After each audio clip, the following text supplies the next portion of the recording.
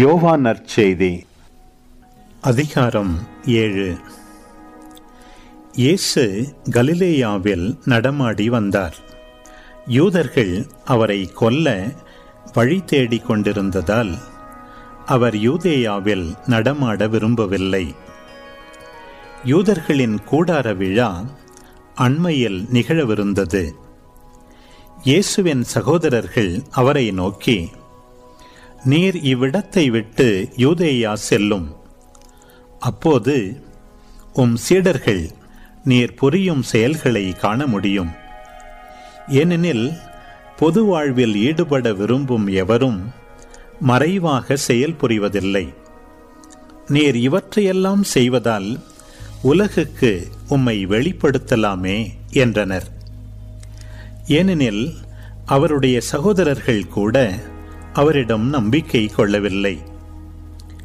இயேசு அவர்களிடம், எனக்கு ஏற்ற நேரம் இன்னும் வரவில்லை. உங்களுக்கு எந்த நேரமும் ஏற்ற நேரம்தான். உலகு உங்களை வெறுக்க இயலாது, ஆனால் என்னை வெறுக்கிறது. ஏனெனில் உலகின் செயல்கள் தீயவை என்பதை நான் எடுத்துக்காட்டி வருகிறேன். நீங்கள் திருவிழாவுக்கு போங்கள். நான் வரவில்லை, ஏனெனில் எனக்கு ஏற்ற நேரம் இன்னும் வரவில்லை என்றார். அவ்வாறு சொன்ன அவர் கலிலேயாவிலேயே தங்கிவிட்டார். தம் சகோதரர்கள் திருவிழாவிற்கு போன பின் இயேசுவும் சென்றார். ஆனால் அவர் வெளிப்படையாக அன்றி மறைவாக சென்றார். திருவிழாவின் போது அவர் எங்கே என்று யூதர்கள் இயேசுவை தேடினார்கள். மக்கள் கூடியிருந்த இடங்களிலெல்லாம் இயேசுவை பற்றி காதோடு காதாய் பலவாறு பேசிக்கொண்டனர். சிலர் அவர் நல்லவர் என்றனர். வேறு சிலர், இல்லை, அவர் மக்கள் கூட்டத்தை ஏமாற்றுகிறார் என்றனர். ஆனால் யூதர்களுக்கு அஞ்சியதால் எவரும் அவரை பற்றி வெளிப்படையாக பேசவில்லை. பாதி திருவிழா நேரத்தில் இயேசு கோவிலுக்கு சென்று கற்பிக்க தொடங்கினார். படிப்பற்ற இவருக்கு இத்துணை அறிவு எப்படி வந்தது என்று யூதர்கள் வியப்புற்றார்கள். இயேசு மறுமொழியாக, நான் கொடுக்கும் போதனை என்னுடையது அல்ல, அது என்னை அனுப்பியவருடையது. அவருடைய திருவுளத்தின்படி நடக்க விரும்புவோர் இப்போதனை கடவுளிடமிருந்து வருகிறதா அல்லது அதனை நானாக கொடுக்கிறேனா என்பதை அறிந்து கொள்வர். தாமாக பேசுபவர் தமக்கே பெருமை தேடிக் கொள்கிறார். தம்மை அனுப்பியவருடைய பெருமையை தேடுபவர் உண்மையுள்ளவர், அவரிடத்தில் பொய்மை இல்லை. மோசே உங்களுக்கு திருச்சட்டத்தை கொடுத்தார் அல்லவா? எனினும் உங்களுள் யாரும் அச்சட்டத்தை கடைபிடிப்பதில்லை. இப்போது என்னையும் கொல்ல பார்க்கிறீர்களே என்றார். மக்கள் மறுமொழியாக, யார் உன்னை கொல்ல பார்க்கிறார்? உனக்கு பேய் பிடித்திருக்கிறது என்றனர். இயேசு அவர்களை பார்த்து, ஓய்வு நாளில் நான் செய்த ஒரே ஒரு செயலை பற்றி நீங்கள் அனைவரும் வியப்புறுகிறீர்கள். மோசே கொடுத்த விருத்த சேதன சட்டப்படி நீங்களே ஓய்வு நாளில் விருத்த சேதனம் செய்கிறீர்கள். உண்மையில் விருத்த சேதனம் மோசேயிடமிருந்து வந்தது அல்ல, அது நம் மூதாதையர் காலத்திலிருந்தே உள்ளது. ஒருவர் ஓய்வு நாளில் விருத்த சேதனம் செய்தாலும் ஓய்வு நாள் சட்டம் மீறப்படுவதில்லையானால், அதே ஓய்வு நாளில் நான் முழு மனிதனையும் நலமாக்கியதற்காக நீங்கள் சினம் கொள்வதேன்? வெளித்தோற்றத்தின்படி தீர்ப்பளியாதீர்கள், நீதியோடு தீர்ப்பளியுங்கள் என்றார். எருசலேம் நகரத்தவர் சிலர், இவரைத்தானே கொல்லத் தேடுகிறார்கள். இதோ இங்கே இவர் வெளிப்படையாய் பேசிக் கொண்டிருக்கிறாரே, யாரும் இவரிடம் எதுவும் சொல்லவில்லையே. ஒருவேளை இவரே மெசியா என்று தலைவர்கள் உண்மையாகவே உணர்ந்து கொண்டார்களோ? ஆனால் மெசியா எங்கிருந்து வருவார் என்பது யாருக்கும் தெரியாமல் அல்லவா இருக்கும்? இவர் எங்கிருந்து வருகிறார் என்பது நமக்கு தெரியுமே என்று பேசிக்கொண்டனர். ஆகவே கோவிலில் கற்பித்துக் கொண்டிருந்த போது இயேசு உரத்த குரலில், நான் யார், நான் எங்கிருந்து வந்தேன் என்பவை உங்களுக்கு தெரியும். ஆயினும் நானாக வரவில்லை, என்னை அனுப்பியவர் உண்மையானவர். அவரை உங்களுக்கு தெரியாது, எனக்கு அவரை தெரியும். நான் அவரிடமிருந்து வருகிறேன், என்னை அனுப்பியவரும் அவரே என்றார்.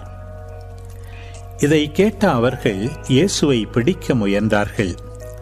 எனினும் அவருடைய நேரம் இன்னும் வராததால் யாரும் அவரை தொடவில்லை. கூட்டத்திலிருந்த பலர் இயேசுவிடம் நம்பிக்கை கொண்டனர். அவர்கள், மெசியா வரும்போது இவர் செய்வதை விடவா மிகுதியான அருமடையாளங்களை செய்யப் போகிறார் என்று பேசிக்கொண்டார்கள். இயேசுவை பற்றி மக்கள் காதோடு காதாய் பேசுவதை பரிசேயர் கேள்விப்பட்டனர். எனவே அவர்களும் தலைமை குருக்களும் அவரை பிடித்து வரும்படி காவலர்களை அனுப்பினார்கள். எனவே இயேசு, இன்னும் சிறிது காலமே உங்களோடு இருப்பேன், பின்னர் என்னை அனுப்பியவரிடம் செல்வேன். நீங்கள் என்னை தேடுவீர்கள், ஆனால் காண மாட்டீர்கள். நான் இருக்கும் இடத்திற்கு உங்களால் வரவும் இயலாது என்றார். இதை கேட்ட யூதர்கள், நாம் காண முடியாதவாறு இவர் எங்கே செல்லப் போகிறார்?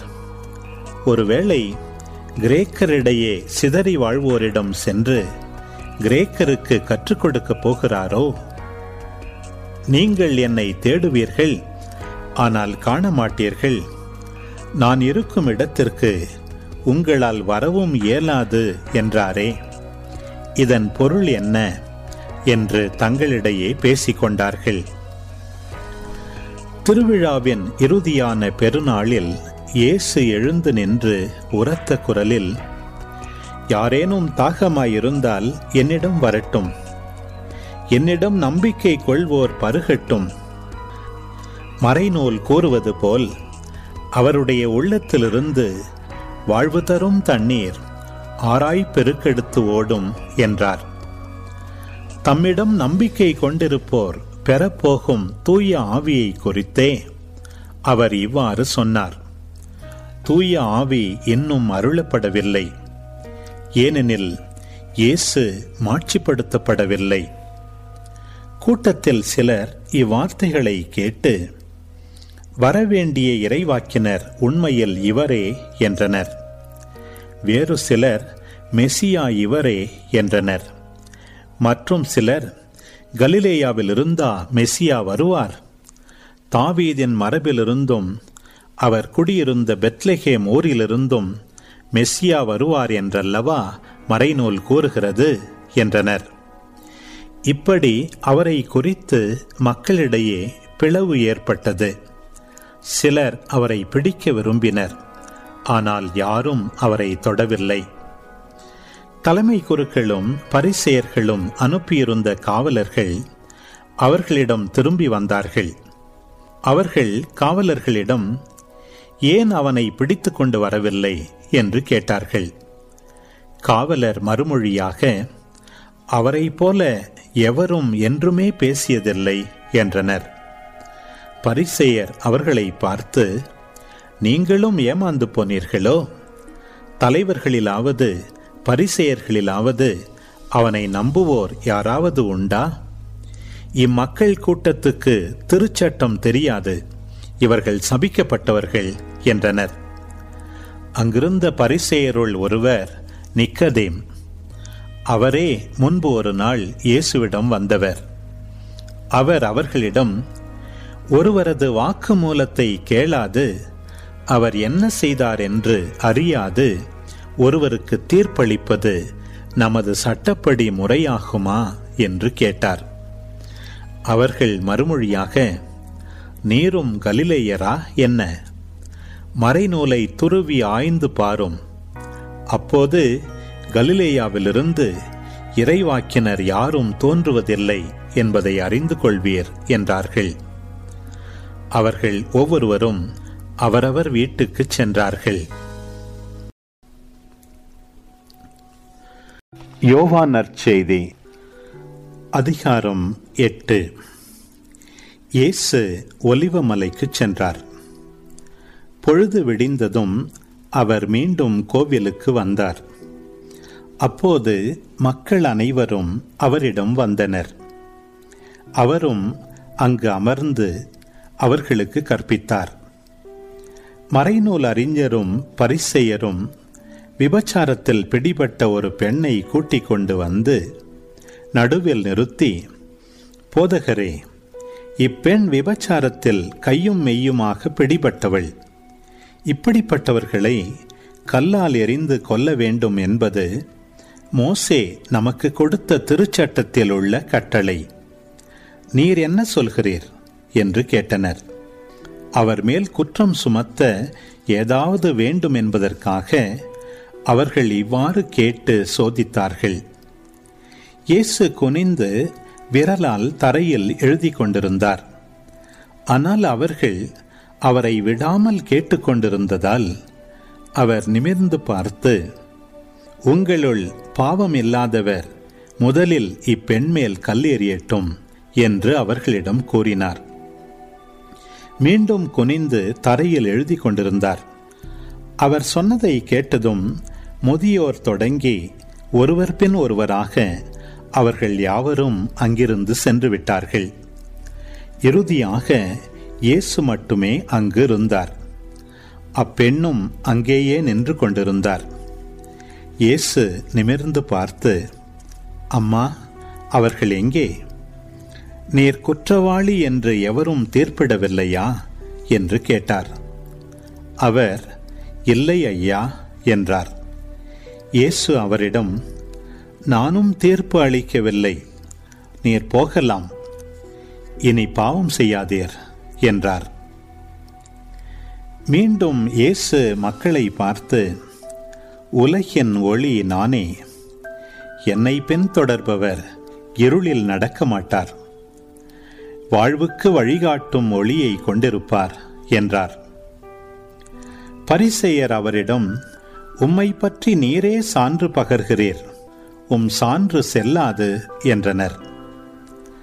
அதற்கு இயேசு, என்னை பற்றி நானே சான்று பகர்ந்தாலும் என் சான்று செல்லும். ஏனெனில் நான் எங்கிருந்து வந்தேன், எங்கு செல்கிறேன் என்பது எனக்கு தெரியும். நான் எங்கிருந்து வருகிறேன், எங்கு செல்கிறேன் என்பது உங்களுக்கு தெரியாது. நீங்கள் உலக போக்கின்படி தீர்ப்பு அளிக்கிறீர்கள். நான் யாருக்கும் தீர்ப்பு அளிப்பதில்லை. ஆனால் நான் தீர்ப்பு வழங்கினால் அத்தீர்ப்பு செல்லும். ஏனெனில் நான் தனியாக தீர்ப்பு வழங்குவதில்லை. என்னை அனுப்பிய தந்தையும் என்னோடு இருக்கிறார். இருவருடைய சான்று செல்லும் என்று உங்கள் சட்டத்தில் எழுதியுள்ளது அல்லவா? என்னை பற்றி நானும் சான்று பகர்கிறேன், என்னை அனுப்பிய தந்தையும் சான்று பகர்கிறார் என்றார். அப்போது அவர்கள், உம் தந்தை எங்கே இருக்கிறார் என்று கேட்டார்கள். இயேசு மறுமொழியாக, உங்களுக்கு என்னையும் தெரியாது, என் தந்தையையும் தெரியாது. என்னை உங்களுக்கு தெரிந்திருந்தால் ஒருவேளை என் தந்தையையும் தெரிந்திருக்கும் என்றார். கோவிலில் காணிக்கை பெட்டி அருகிலிருந்து இயேசு கற்பித்துக் கொண்டிருந்த போது இவ்வாறு சொன்னார். அவரது நேரம் இன்னும் வராததால் யாரும் அவரை பிடிக்கவில்லை. இயேசு மீண்டும் அவர்களிடம், நான் போன பின் நீங்கள் என்னை தேடுவீர்கள். நான் போகும் இடத்திற்கு உங்களால் வர இயலாது. நீங்கள் பாவிகளாகவே சாவீர்கள் என்றார். யூதர்கள், நான் போகும் இடத்திற்கு உங்களால் வர இயலாது என்று சொல்கிறாரே, ஒருவேளை தற்கொலை செய்து கொள்ளப் போகிறாரோ என்று பேசிக்கொண்டார்கள். இயேசு அவர்களிடம், நீங்கள் கீழிருந்து வந்தவர்கள், நான் மேலிருந்து வந்தவன். நீங்கள் இவ்வுலகை சார்ந்தவர்கள், ஆனால் நான் இவ்வுலகை சார்ந்தவன் அல்ல. ஆகவேதான் நீங்கள் பாவிகளாகவே சாவீர்கள் என்று உங்களிடம் சொன்னேன். இருக்கிறவர் நானே என்பதை நீங்கள் நம்பாவிடில் நீங்கள் பாவிகளாய் சாவீர்கள் என்றார். அவர்கள், நீர் யார் என்று அவரிடம் கேட்டார்கள். அவர், நான் யார் என்று தொடக்கத்திலிருந்தே சொல்லி வந்துள்ளேன். உங்களை பற்றி பேசுவதற்கும் தீர்ப்பிடுவதற்கும் பல உண்டு. ஆனால் என்னை அனுப்பியவர் உண்மையானவர். நானும் அவரிடமிருந்து கேட்டவற்றையே உலகுக்கு எடுத்துரைக்கிறேன் என்றார். தந்தையை பற்றியே அவர் பேசினார் என்பதை அவர்கள் உணர்ந்து கொள்ளவில்லை. இயேசு அவர்களிடம், நீங்கள் மானிட மகனை உயர்த்திய பின்பு இருக்கிறவர் நானே, நானாக எதையும் செய்வதில்லை, மாறாக தந்தை கற்றுத்தந்ததையே நான் எடுத்துரைக்கிறேன் என்பதை அறிந்து கொள்வீர்கள். என்னை அனுப்பியவர் என்னோடு இருக்கிறார். அவர் என்னை தனியாக விட்டுவிடுவதில்லை. நானும் அவருக்கு உகந்தவற்றையே எப்போதும் செய்கிறேன் என்றார். அவர் இவற்றை சொன்னபோது பலர் அவரிடம் நம்பிக்கை கொண்டனர். இயேசு தம்மை நம்பிய யூதர்களை நோக்கி, என் வார்த்தைகளை நீங்கள் தொடர்ந்து கடைபிடித்து வந்தால் உண்மையில் என் சீடர்களாயிருப்பீர்கள், உண்மையை அறிந்தவர்களாயும் இருப்பீர்கள். உண்மை உங்களுக்கு விடுதலை அளிக்கும் என்றார். யூதர்கள் அவரை பார்த்து, உங்களுக்கு விடுதலை கிடைக்கும் என நீர் எப்படி சொல்லலாம்? நாங்கள் யாருக்கும் ஒருபோதும் அடிமைகளாயிருந்ததில்லை. நாங்கள் ஆபிரகாமின் வழிமரபினர் ஆயிற்றே என்றார்கள். அதற்கு இயேசு, பாவம் செய்யும் எவரும் பாவத்திற்கு அடிமை என உறுதியாக உங்களுக்கு சொல்கிறேன். வீட்டில் அடிமைக்கு நிலையான இடம் இல்லை. மகனுக்கு அங்கு என்றென்றும் இடம் உண்டு. மகன் உங்களுக்கு விடுதலை அளித்தால் நீங்கள் உண்மையிலே விடுதலை பெற்றவர்களாயிருப்பீர்கள். நீங்கள் ஆபிரகாமின் வழிமரபினர் என்பது எனக்கு தெரியும். ஆனால் என் வார்த்தை உங்கள் உள்ளத்தில் இடம் பெறாததால் நீங்கள் என்னை கொல்ல முயலுகிறீர்கள். நான் என் தந்தையிடம் கண்டதை சொல்கிறேன், நீங்கள் உங்கள் தந்தையிடமிருந்து கேட்டதை செய்கிறீர்கள் என்றார். அவர்கள் அவரை பார்த்து, ஆபிரகாமே எங்கள் தந்தை என்றார்கள். இயேசு அவர்களிடம், நீங்கள் ஆபிரகாமின் மக்கள் என்றால் அவரை போல செயல்படுவீர்கள். ஆனால் கடவுளிடமிருந்து கேட்டறிந்த உண்மையை உங்களுக்கு எடுத்துரைத்த என்னை நீங்கள் கொல்ல முயலுகிறீர்கள். ஆபிரகாம் இப்படி செய்யவில்லையே, நீங்கள் உங்கள் தந்தையைப் போல செயல்படுகிறீர்கள் என்றார். அவர்கள், நாங்கள் பரத்தமையால் பிறந்தவர்கள் அல்ல. எங்களுக்கு ஒரே தந்தை உண்டு, கடவுளே அவர் என்றார்கள். இயேசு அவர்களிடம் கூறியது, கடவுள் உங்கள் தந்தையெனில் நீங்கள் என்மேல் அன்பு கொள்வீர்கள். நான் கடவுளிடமிருந்தே இங்கு வந்துள்ளேன். நானாக வரவில்லை, அவரே என்னை அனுப்பினார். நான் சொல்வதற்கு செவி சாய்க்க உங்களால் இயலவில்லை. எனவேதான் நான் சொல்வதை நீங்கள் கண்டுணர்வதில்லை. சாத்தானே உங்களுக்கு தந்தை. உங்கள் தந்தையின் ஆசைப்படி நடப்பதே உங்கள் விருப்பம். தொடக்க முதல் அவன் ஒரு கொலையாளி. அவனிடம் உண்மை இல்லாததால் அவன் உண்மையை சார்ந்து நிற்கவில்லை. அவன் பொய் பேசும்போதும் அது அவனுக்கு இயல்பாக இருக்கிறது. ஏனெனில் அவன் பொய்யன், பொய்மையின் பிறப்பிடம். நான் உண்மையை கூறுவதால் நீங்கள் என்னை நம்புவதில்லை. என்னிடம் பாவம் உண்டு என்று உங்களுள் யாராவது என்மேல் குற்றம் சுமத்த முடியுமா? நான் உங்களிடம் உண்மையை கூறியும் நீங்கள் ஏன் என்னை நம்புவதில்லை? கடவுளை சார்ந்தவர் கடவுளின் சொல்லுக்கு செவிசாய்க்கிறார். நீங்கள் கடவுளை சார்ந்தவர்கள் அல்ல, ஆதலால் அவர் சொல்லுக்கு செவிசாய்ப்பதில்லை. யூதர்கள் இயேசுவை பார்த்து, நீ சமாரியன், பேய் பிடித்தவன் என நாங்கள் சொல்வது சரிதானே என்றார்கள். அதற்கு இயேசு, நான் பேய் பிடித்தவன் அல்ல, என் தந்தைக்கு மதிப்பளிப்பவன். ஆனால் நீங்கள் என்னை அவமதிக்கிறீர்கள். நான் எனக்கு பெருமை தேடுவதில்லை. அதை எனக்கு தேடித் தருபவர் ஒருவர் இருக்கிறார். அவரே தீர்ப்பளிப்பவர். என் வார்த்தையை கடைபிடிப்போர் என்றுமே சாக மாட்டார்கள் என உறுதியாக உங்களுக்கு சொல்கிறேன் என்றார். யூதர்கள் அவரிடம், நீ பேய் பிடித்தவன்தான் என்பது இப்போது தெரிந்துவிட்டது. ஆபிரகாம் இறந்தார், இறைவாக்கினர்களும் இறந்தார்கள். ஆனால் என் வார்த்தையை கடைபிடிப்போர் என்றுமே சாக மாட்டார் என்கிறாயே. எங்கள் தந்தை ஆபிரகாமை விட நீ பெரியவனோ? ஆபிரகாம் இறந்தார், இறைவாக்கினரும் இறந்தனர். நீ யாரென்று நினைத்து கொண்டிருக்கிறாய் என்றார்கள். இயேசு மறுமொழியாக, நானே என்னை பெருமைப்படுத்தினால் அது எனக்கு பெருமை இல்லை. என்னை பெருமைப்படுத்துபவர் என் தந்தையே. அவரையே நீங்கள் உங்கள் தந்தை என்றும் சொல்கிறீர்கள். ஆனால் அவரை உங்களுக்கு தெரியாது. எனக்கு தெரியும். எனக்கு அவரை தெரியாது என நான் சொன்னால் உங்களைப் போல நானும் பொய்யனாவேன். அவரை எனக்கு தெரியும். அவருடைய வார்த்தையையும் நான் கடைபிடிக்கிறேன். உங்கள் தந்தை ஆபிரகாம் நான் வரும் காலத்தை காண முடியும் என்பதை முன்னிட்டு பேருவகை கொண்டார். அதனை கண்டபோது மகிழ்ச்சியும் கொண்டார் என்றார். யூதர்கள் அவரை நோக்கி, உனக்கு இன்னும் 50 வயது கூட ஆகவில்லை. நீ ஆபிரகாமை கண்டிருக்கிறாயா என்று கேட்டார்கள். இயேசு அவர்களிடம், ஆபிரகாம் பிறப்பதற்கு முன்பே நான் இருக்கிறேன் என உறுதியாக உங்களுக்கு சொல்கிறேன் என்றார். இதை கேட்ட அவர்கள் அவர் மேல் எரிய கற்களை எடுத்தார்கள். ஆனால் இயேசு மறைவாக நழுவி கோவிலிலிருந்து வெளியேறினார். யோவான் நற்செய்தி அதிகாரம் 9. இயேசு சென்று கொண்டிருக்கும்போது பிறவியிலேயே பார்வையற்ற ஒருவரை கண்டார்.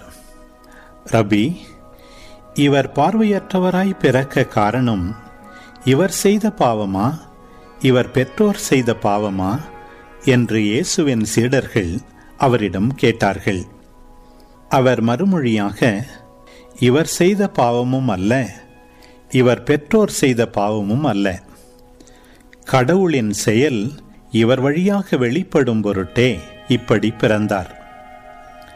பகலாயிருக்கும் வரை என்னை அனுப்பியவரின் செயலை நாம் செய்ய வேண்டியிருக்கிறது. இரவு வருகிறது, அப்போது யாரும் செயலாற்ற இயலாது. நான் உலகில் இருக்கும் வரை நானே உலகின் ஒளி என்றார். இவ்வாறு கூறிய பின் அவர் தரையில் உமிழ்ந்து உமிழ்நீரால் சேறு உண்டாக்கி அச்சேற்றை பார்வையற்றவருடைய கண்களில் பூசி, நீர் சிலோவாம் குளத்துக்கு போய் கண்களை கழுவும் என்றார். சிலோவாம் என்பதற்கு அனுப்பப்பட்டவர் என்பது பொருள். அவரும் போய் கழுவி பார்வை பெற்று திரும்பி வந்தார். அக்கம்பக்கத்தாரும் அவர் பிச்சை எடுத்து கொண்டிருந்ததை முன்பு பார்த்திருந்தோரும், இங்கே அமர்ந்து பிச்சை எடுத்து கொண்டிருந்தவர் இவர் அல்லவா என்று பேசிக்கொண்டனர். சிலர் அவரே என்றனர். வேறு சிலர் அவரல்ல, அவரை போல் இவரும் இருக்கிறார் என்றனர். ஆனால் பார்வை பெற்றவர் நான் தான் அவன் என்றார். அவர்கள், உமக்கு எப்படி பார்வை கிடைத்தது என்று அவரிடம் கேட்டார்கள். அவர் அவர்களை பார்த்து, இயேசு எனப்படும் மனிதர் சேறு உண்டாக்கி என் கண்களில் பூசி, சிலோவாம் குளத்துக்கு போய் கண்களை கழுவும் என்றார். நானும் போய் கழுவினேன், பார்வை கிடைத்தது என்றார். அவர் எங்கே என்று அவர்கள் கேட்டார்கள்.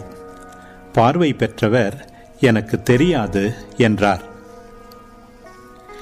முன்பு பார்வையற்றவராய் இருந்த அவரை அவர்கள் பரிசேயரிடம் கூட்டி வந்தார்கள். இயேசு சேறு உண்டாக்கி அவருக்கு பார்வை அளித்த நாள் ஓர் ஓய்வு நாள். எனவே எப்படி பார்வை பெற்றாய் என்னும் அதே கேள்வியை பரிசேயரும் கேட்டனர். அதற்கு அவர், இயேசு என் கண்களில் சேறு பூசினார், பின் நான் கண்களை கழுவினேன், இப்போது என்னால் பார்க்க முடிகிறது என்றார். பரிசேயருள் சிலர், ஓய்வு நாள் சட்டத்தை கடைபிடிக்காத இந்த ஆள் கடவுளிடமிருந்து வந்திருக்க முடியாது என்று பேசிக்கொண்டனர். ஆனால் வேறு சிலர், பாவியான ஒரு மனிதரால் இத்தகைய அருமடையாளங்களை செய்ய இயலுமா என கேட்டனர். இவ்வாறு அவர்களிடையே பிளவு ஏற்பட்டது. அவர்கள் பார்வையற்றிருந்தவரிடம், உனக்கு பார்வை அளித்த அந்த ஆளை குறித்து நீ என்ன சொல்கிறாய் என்று மீண்டும் கேட்டனர்.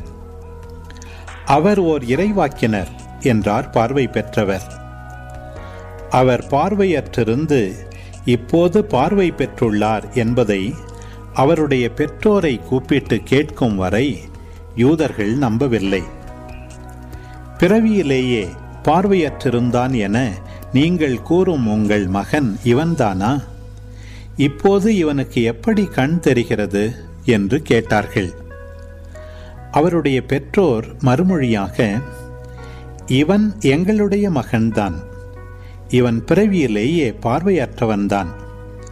ஆனால் இப்போது எப்படி அவனுக்கு கண் தெரிகிறது என்பதோ, யார் அவனுக்கு பார்வை அளித்தார் என்பதோ எங்களுக்கு தெரியாது. அவனிடமே கேளுங்கள். அவன் வயது வந்தவன்தானே, நடந்ததை அவனே சொல்லட்டும் என்றனர். யூதர்களுக்கு அஞ்சியதால்தான் அவருடைய பெற்றோர் இப்படி கூறினர். ஏனெனில் இயேசுவை மெசியாவாக ஏற்றுக்கொள்ளும் எவரையும் தொழுகை கூடத்திலிருந்து விலக்கிவிட வேண்டும் என்று யூதர்கள் ஏற்கனவே தங்களிடையே உடன்பாடு செய்திருந்தார்கள். அதனால் அவருடைய பெற்றோர், அவன் வயது வந்தவன்தானே, அவனிடமே கேட்டுக்கொள்ளுங்கள் என்றனர். பார்வையற்றிருந்தவரை யூதர்கள் இரண்டாம் முறையாக கூப்பிட்டு அவரிடம், உண்மையை சொல்லி கடவுளை மாட்சிப்படுத்து, இம்மனிதன் ஒரு பாவி என்பது எங்களுக்கு தெரியும் என்றனர். பார்வை பெற்றவர் மறுமொழியாக, அவர் பாவியா இல்லையா என்பது எனக்கு தெரியாது. ஒன்று மட்டும் எனக்கு தெரியும், நான் பார்வையற்றவனாயிருந்தேன், இப்போது பார்வை பெற்றுள்ளேன் என்றார்.